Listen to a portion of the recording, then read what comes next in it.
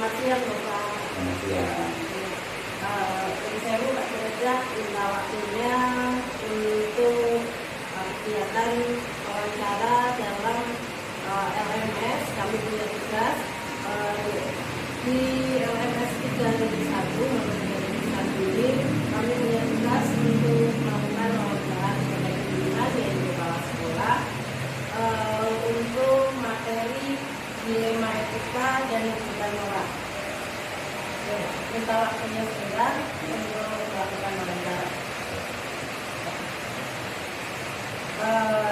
Ini dari materi demonstrasi kontekstual di modul dari satu ini, kami kan belajar tentang dilema etika, yaitu ada materi tentang memberikan keputusan, yaitu ada permasalahan, ada yang membandingkan antara sama-sama benar, kemudian benar dengan kasihan, benar dengan rasa keadilan. Kalau Pak Derajat ketika mengalami kasus itu atau masalah, apakah ada identifikasi kasus yang pernah terjadi mengalami dilema etika atau kebutuhan moral? Di sekolah kami kebetulan ada kasus-kasus yang kalau diidentifikasikan bisa menjadi bagian dari dilema etika dan kebutuhan moral. Baik dari sisi guru TU maupun dari sisi agama, tentu memang harus kita identifikasikan agar ketika mengambil keputusan menjadi tidak salah dan bisa pas kebijakan yang terambil bisa tidak mengganggu organisasi sekolah. Ketika Bapak menjalankan pengambilan keputusan di sekolah, terutama untuk kasus-kasus yang memiliki dua kepentingan, seperti tadi mungkin ada contoh-contoh yang pernah kasus yang pernah terjadi seperti apa, kemudian menyelesaikannya bagaimana? Contoh kasus yang pernah terjadi adalah dari siswanya dulu. Ada seorang siswa yang kemudian dia memang mempunyai bakat dan prestasi dalam bidang akademik. Kemudian di satu sisi dia galau karena kalau dia mengikuti kegiatan itu akan mengurangi aktivitas belajar yang akademik. Sehingga kita coba untuk berdiskusi dengan anak tersebut dan kemudian meyakinkan bahwa kalau kita bisa menjalankan belajar dengan baik, pasti kita bisa mengakhiri sebuah kombinasi. Jadi karena si anak ini sebetulnya mau ikut lomba, tapi kemudian di satu sisi karena anak itu rajin juga, dia agak separuh-separuh jadinya. Kemudian kita beri masukan, kamu bisa ikut lomba, bisa ikut latihan, tapi dengan tidak ketinggalan dengan cara kamu belajar mandiri. Kemudian dalam konteks dulu ada kasus orang guru yang harus menunggu ibunya sakit. Nah, ini kan baik, tapi dia meninggalkan tidak ingin meninggalkan tugas, baik juga kan. Bagaimana agar dua-duanya bisa berjalan? Maka kemudian setelah kita berdiskusi, karena di sekolah ada namanya tim dewan sekolah, kita juga minta masukan dari teman-teman dewan sekolah yang terdiri dari guru-guru senior, juga dari komite dan juga dari sekolah. Ini kemudian kita ambil menjadi sebuah keputusan kebijakan. Kebijakannya adalah bahwa jam mengajar dengan jam kerja kan berbeda. Maka kemudian saya memberikan sebuah kebijakan setelah tidak mengajar silakan untuk menemani kebijakan. Ada salah tapi dua-duanya bisa berjalan. Ketika menemui kasus seperti tadi, kita kan melihat sama-sama benar, kemudian harus memutuskan langkah-langkah seperti apa yang Bapak ambil untuk prosedur yang biasa dilakukan selama ini? Karena bedanya adalah belajar dulu tentang regulasi, dari regulasi, kemudian yang kedua adalah kita berdiskusi, saling terbuka, kemudian kita minta bantuan juga kepada kita punya tim namanya Dewan Sekolah, yang mungkin di sekolah lain belum ada. Dewan Sekolah yang ada di Kabupaten ini berjalan efektif karena untuk ada problem dari dalam maupun dari luar nanti semuanya akan bicara. Yang kedua contohnya adalah ketika ada anak mau masuk ke sekolah kita, pindah dan sebagainya, maka kita lihat regulasinya. Dari regulasi kemudian baru kita kebijakan. Walaupun regulasi memungkinkan, tapi kemudian melihat sisi budayanya tidak memungkinkan anak itu masuk, maka tim akan memberikan rekomendasi bahwa kayaknya ini baik tidak. Nah, ini saya lakukan agar semuanya ngerti bahwa ada anak masuk baru ini. Setelah anak itu masuk, teman-teman sudah paham dari karakter yang kita kumpulkan, dari informasi yang kita minta kepada sekolah yang mau menjadi anak dari sekolah yang anaknya pindah ke sini, sehingga semuanya akan sebisa mungkin tidak akan mengganggu budaya di sekolah. Tadi Bapak menyebutkan ada dewan sekolah, Ya. Dewan sekolah mungkin sebagai kolaborator Ya, betul. Atau ada untuk mengambil keputusan ada orang lain lagi yang terlibat di sekolah, siapa saja? Kalau kita sudah cukup dengan kolaborator dengan dewan sekolah, karena dewan sekolah sudah lengkap isinya. Di situ ada guru senior, ada wakil kepala sekolah, kemudian juga ada perwakilan dari siswa dan dari orang tua yang diwakili oleh pemimpin. Sehingga saya kira itu di dalam kolaborasi dengan dewan sekolah sudah cukup, di dalamnya sudah banyak sekali. Jadi dikumpulkan dalam satu Ya, dikumpulkan dalam sekolah, kemudian kita ajak grup untuk menentukan apa kebijakan yang saya akan ambil untuk suatu problem yang ada. Kemudian hal apa saja yang selama ini Bapak anggap efektif untuk mengambil keputusan dalam kasus dilema etika ini?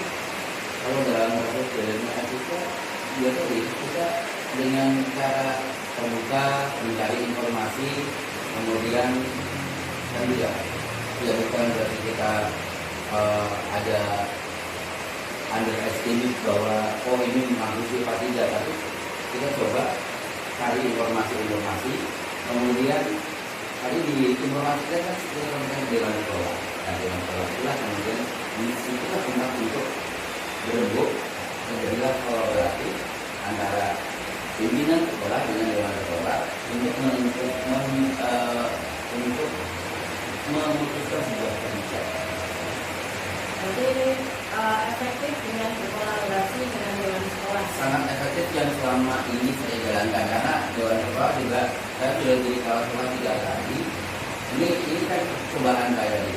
Gimana kalau ada dewan sekolah? Karena kok misalnya untuk kolaborasinya gampang. Karena di dewan sekolah juga ada untuk tokoh masyarakat, sehingga problematika dari dalam maupun dari luar itu bisa kemudian segera bisa tertangani.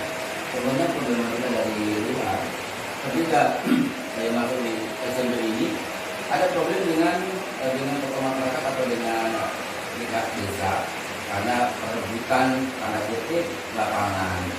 Ini kita coba untuk masuk ke sana, kemudian akhirnya terjadi ternyata ada miskomunikasi. Nah, miskomunikasi ini kemudian akan terputus dengan adanya kita memang terbuka tadi. Terbuka, kita mendatangi, kemudian kita berdialog.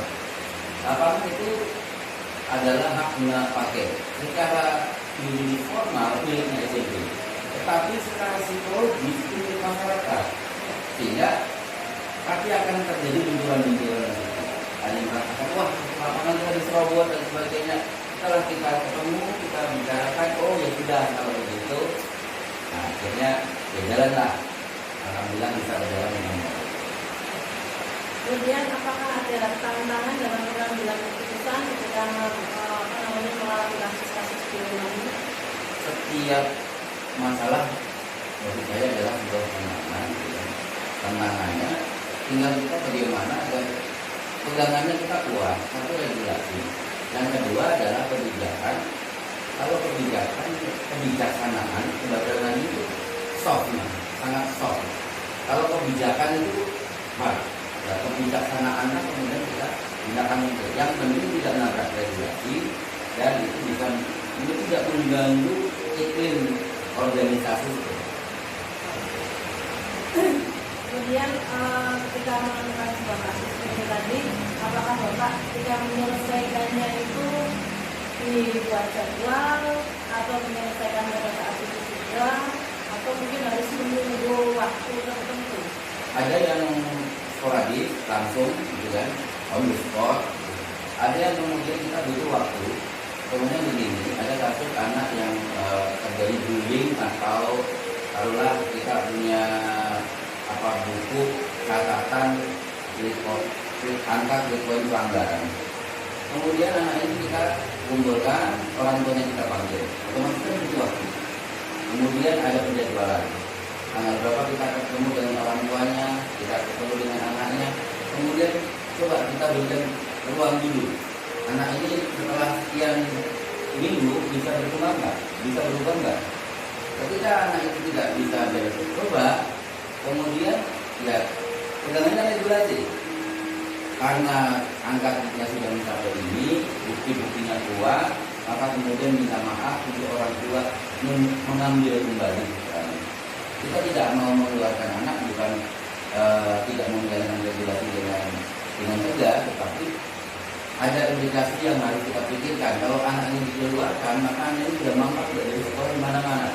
Tapi dengan cara yang soft tadi, orang tua mengambil kembali anaknya, sehingga kita masih bisa mendukung atau membantu mereka mencari sekolah baru. Jadi ada yang langsung, kasus maunya ada kalau yang langsung kita kan ada namanya buku catatan siswa tentang angka pelanggaran. Nah, itu kan langsung dicatat. Tetapi untuk keputusannya memerlukan waktu. Tidak bisa langsung. Jadi kalau yang langsung ya contohnya adalah ketika dilema etika, ada anak lagi belajar, tiba-tiba ada orang tua ada masyarakat dalam sini mengambil anaknya karena bapaknya meninggal. Maka itu harus langsung, nggak menunggu dulu rapat-rapat dulu. Oke, silahkan. Nah ini kemudian ada jeda, kita ngomong dengan teman-teman yang ngajar jam itu di kelas anak itu, gimana kalau anak ini kelas ini untuk ikut jadi membuat gembira, penghiburan bagi anak yang tadi bapaknya meninggal, untuk dia ke sana tapi bareng-bareng, tidak terbeda waktu. Jadi ada yang langsung, ada yang tidak langsung. Berarti ada yang penyelesaian masalah yang harus kita itu, ya. Dan juga ada yang perlu langkah-langkah penjadwalan. Ya, kayak pokoknya tadi orang tuanya meninggal kan masalah kemudian karena jam belajar adalah sampai jam jam 1:30 gitu kan. Tapi ini di istirahat pertama sudah bersyukur, ini kan problem gitu kan. Kalau kemudian langsung bulan juga, terus akan menjadi presiden buruk bagi pertontonan apa enggak? Tapi kasus seperti ini kan saya kira tidak bermasalah karena semua orang sudah bisa memaklumi bahwa kedutaan itu memang harus diselesaikan. Kemudian tadi Bapak kan menyebutkan untuk faktor dan seseorang atau kelompok orang di sekolah yang membantu atau mempermudah dalam pengambilan keputusan. Apakah ada faktor-faktor lain yang mungkin bisa digunakan untuk pengambilan keputusan tersebut? Faktor lain sebetulnya adalah budaya kerja di SMP kami itu alhamdulillah sudah sangat Pancasila. Jadi nilai-nilai Pancasila juga betul-betul dijalankan. Kalau mungkin secara teks mereka nggak bisa apa. Jadi di samping itu ada dewan sekolah, bukan berarti dewan kan ada di situ ada dewan sekolah, ada dewan guru. Nah dewan guru itu juga tidak akan terus bersinergi sehingga gampang menentukan saya akan membuat ini merenov ini, cuma tidak ngobrol, tidak perlu harus apa ya formal sekali gini-gini. Oh ya Pak, bagus itu kalau gini-gini itu aja sudah masukan. Jadi semuanya saya mau merenov WC siswa, saya cuma ngobrol gini-gini, saya butuh begini gimana ya. Itu ya Pak, itu bagus kalau di renov karena kalau tidak segera ambrol. Jadi itu memperkuat tulisan saya untuk oke kalau gitu renov. Kemudian baru mencari dana. Ini untuk pertanyaan terakhir. Dari semua hal yang tadi sudah Bapak sampaikan, apakah ada pembelajaran, pengalaman yang bisa Bapak ambil banyak dari semua kejadian yang pernah dialami? Ya, bagi saya itu menjadi sebuah pendewasaan diri, karena setiap problem intinya adalah bagaimana kita menyelesaikan problem sehingga kita itu bisa berkembang dan berubah. Karena itu adalah intinya adalah bagaimana kita bergerak, berkembang dan berubah. Tanpa perubahan saya kira juga kita tidak akan maju. Nah, itu yang menjadi penguat saya, memperkuat saya kalau ini masalah dan saya itu tidak boleh harus jadi gugur. Jika masalah adalah batu, ketika saya jadi gugur maka ini hancur. Tapi ketika ini masalah, ibaratnya saya adalah batu juga, ya, tidak yang keras kuat, maka keras dengan keras akan mercikah. Mercikah itu namanya kesadaran. Karena puncak dari hidup itu sebenarnya adalah saya kira ini apa ya? Setiap masalah, setiap problem itu sebenarnya ada hikmahnya kalau kita bisa mengambil pelajaran dari.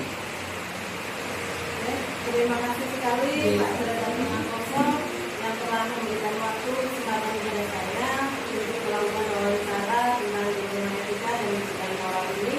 Semoga apa yang tadi sudah disampaikan itu juga akan membuat pembelajaran bagi saya ketika terjadi suatu kasus kemudian masalah dan saya juga harus memecahkan. Amin.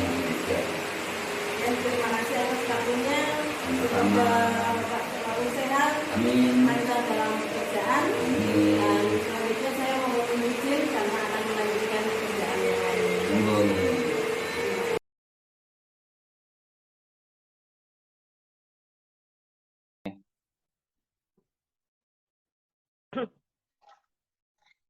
Assalamualaikum warahmatullahi wabarakatuh.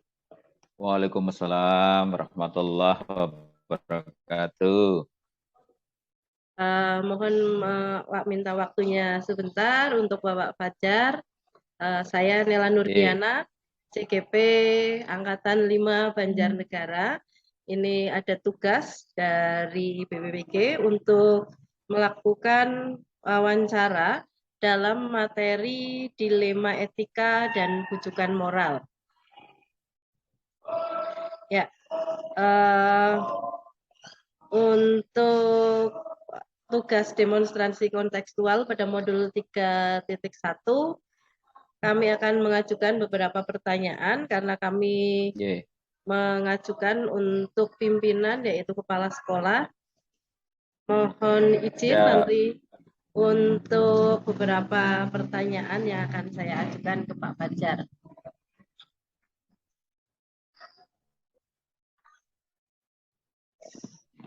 Halo Pak Fajar.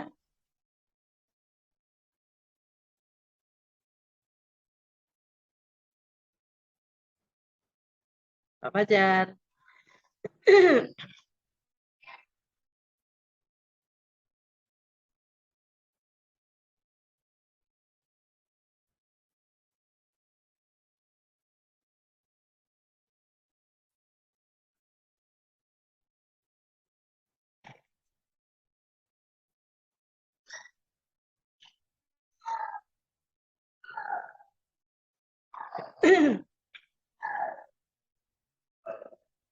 Sudah nyambung lagi Pak Fajar? Oke, ya. Oke, langsung saja. Oke. Mohon maaf, internetnya agak kurang bagus nih. Oke, tidak apa-apa. Dan sewu untuk pertanyaan pertama, selama Pak Fajar ini menjadi kepala sekolah, eh, dalam identifikasi kasus-kasus, apakah pernah menemui masalah-masalah yang berupa dilema etika atau yang berhubungan dengan bujukan moral?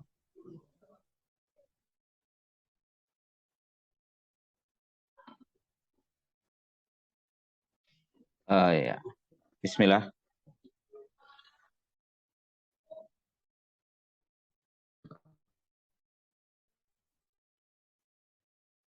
Gimana Bu? Suara saya kedengaran? Oke, cuma putus-putus Cek, ini. cek. Oke, nyambung. Cek. Oke. Ya. Cuma putus-putus ini Pak Fajar suaranya. Ya, Bismillah.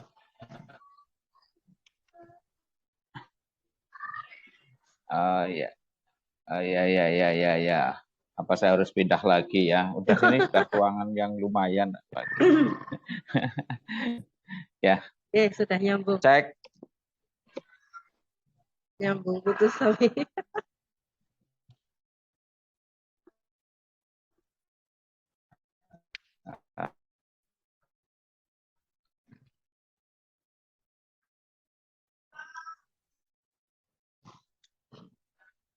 Mbak, tak ini dulu. Iya, coba. Tak saya ruang sebelah.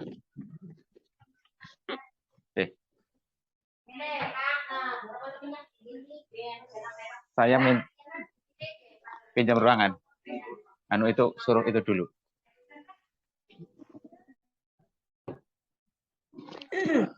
Ini nyambung. Gimana, Bung? Ya, Gimana, bergerak. Oke. Ya. Bisa diulangi Bu Nela pertanyaannya, mohon maaf. Ini untuk pertanyaan pertama dan untuk Pak Fajar.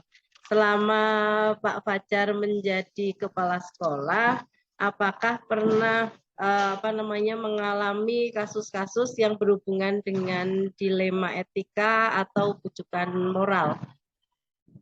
Ya.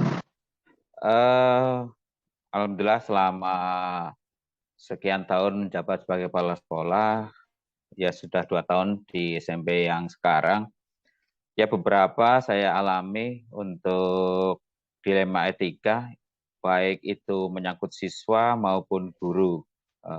Satu contoh untuk siswa antara aturan sekolah dan keinginan orang tua yang pada dasarnya pengen sama-sama yang terbaik buat siswanya. Tetapi dua-duanya harus kami hormati dan kami harus menentukan salah satunya untuk pengambilan keputusan yang seadil-adilnya.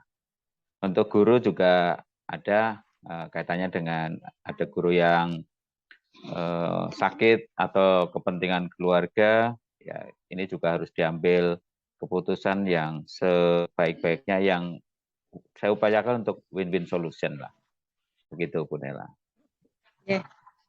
Nah, tadi Pak Fajar kan menyampaikan ketika terjadi kasus-kasus mengalami dilema etika tersebut, apakah ini kan berkaitan dengan sama-sama benar atau mengandung unsur nilai kebajikan, ya? Nah, untuk langkah-langkah atau prosedur seperti apa yang Pak Fajar lakukan untuk menyelesaikan masalah tersebut? Iya. Satu kasus atau satu contoh permasalahan yang ada saja lah. Misalnya yang pernah saya alami atau saya hadapi katanya dengan ada guru yang dalam kondisi sakit yang memerlukan waktu cukup lama. Dalam hal ini sakitnya bukan, dalam bahasa Jawa itu bukan meriang itu ya, tapi dia masih bisa secara hanya ada bagian tubuh tertentu, dalam hal ini kaki yang mengalami sakit, jadi dia masih bisa melakukan komunikasi, sehingga saya sarankan untuk guru yang semacam ini, kalau misalnya tidak bisa hadir awalnya, belum bisa hadir ke sekolah, saya minta untuk menyampaikan pembelajaran secara daring. Walaupun guru tersebut juga masih menawar untuk bisa melaksanakan untuk beberapa saat. Awalnya memang tidak bisa memberikan pembelajaran, tetapi karena diberikan alternatif untuk pembelajaran daring, maka kemudian dilaksanakan pembelajaran daring.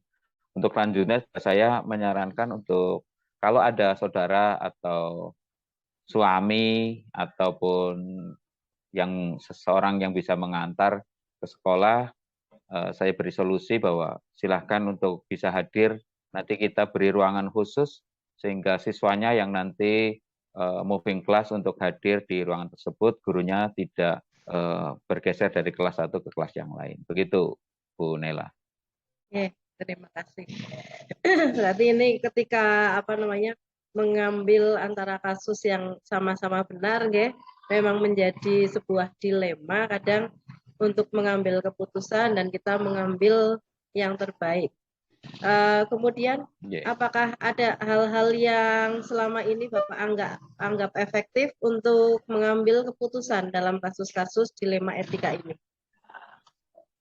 Ya, dalam pengambilan suatu keputusan, saya biasanya menyampaikan tentang regulasi tentang jam kerja atau waktu kerja dari seorang guru.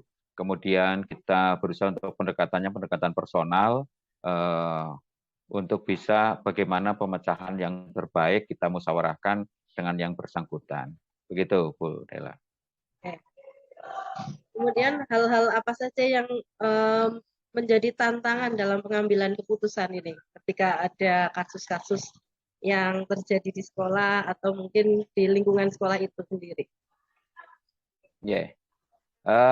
Ya, tantangan otomatis tetap ada, tapi saya anggap ini menjadi sesuatu yang harus diselesaikan, dicarikan solusi.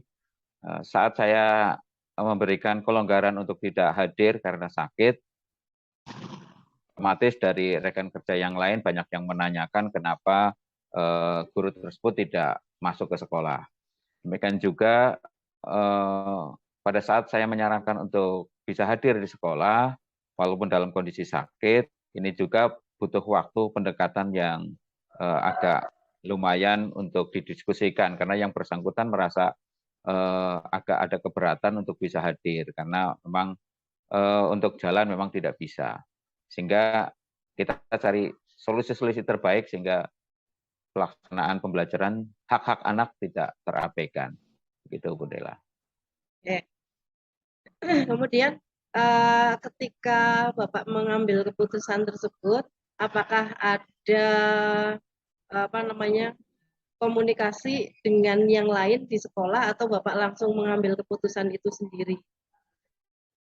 Ya, setiap ada hal yang kaitan dengan dilema etika, pertama saya mencoba mengidentifikasi permasalahan. Otomatis beda satu permasalahan dengan yang lain, solusinya juga insya Allah berbeda.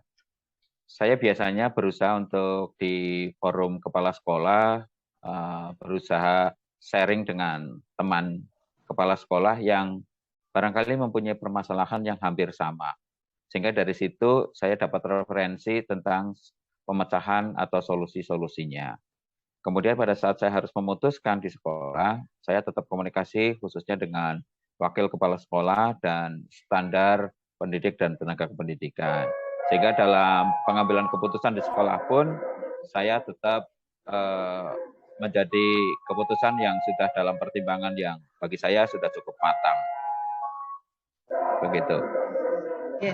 Terima kasih sekali ini ilmunya untuk pengambilan keputusan. Kita berusaha bekerja sama dengan berkolaborasi dengan yang lainnya, tidak hanya memutuskan dari diri sendiri.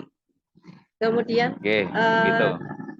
Apakah Pak Fajar itu punya jadwal atau tata kala untuk penyelesaian suatu kasus?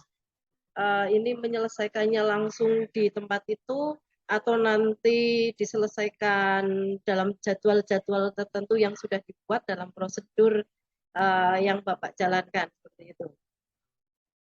Ya, untuk penanganan kasus-kasus, terus terang saya melaksanakannya jadi kasus per kasus, melihat kasusnya bagaimana. Kalau kasus itu memang harus segera diselesaikan, maka saya tidak perlu menggunakan jadwal-jadwal khusus untuk menyelesaikan. Jadi kasus yang ada segera saya upayakan mencari penyelesaiannya atau mencari solusinya. Akan tetapi kalau memang ada kasus yang memang perlu pendalaman, memang harus mencari data dulu, kemudian kita kaji, dan itu biasanya memerlukan waktu lama. Kenapa saya berusaha untuk kasus per kasus untuk segera diselesaikan, agar tidak menimbulkan kasus-kasus baru, sehingga kasusnya semakin berkembang, semakin menumpuk, dan solusinya tidak segera dicari. Begitu, Bu Nela. Oke. Berarti ini untuk penyelesaian kasus melihat jenis kasusnya, oke? Ya, jenis kasusnya. Tidak ada jadwal khusus. Ya. Terima kasih. Kemudian untuk selanjutnya, apakah ada faktor-faktor yang selama ini mempermudah atau membantu Bapak untuk pengambilan keputusan dalam kasus dilema etika ini? Faktor yang mempermudah ya, karena kami berusaha untuk menjalin komunikasi setiap kasus dengan teman-teman yang berhubungan dengan kasus tersebut. Jadi menurut saya sih cuma ada keyakinan bahwa suatu masalah pasti ada solusinya. Cuma kita bagaimana menggali penyelesaiannya, kemudian mencari solusi yang terbaik sehingga keputusan yang diambil itu memberikan rasa keadilan buat semuanya. Begitu, Bu Nela. Oke, terima kasih. Seperti yang sedang kami pelajari dalam modul CGP di LMS ini untuk modul 3.1, kami belajar tentang 4 paradigma, kemudian 3 prinsip dan 9 langkah pengujian untuk pengambilan keputusan. Nah, memang kami baru belajar untuk pengambilan keputusan. Di sini ternyata banyak langkah-langkah yang harus ditempuh sehingga kita bisa memutuskan dengan tidak atas dasar pribadi ketika kita mengenangani masalah tentang dilema, ya. Betul.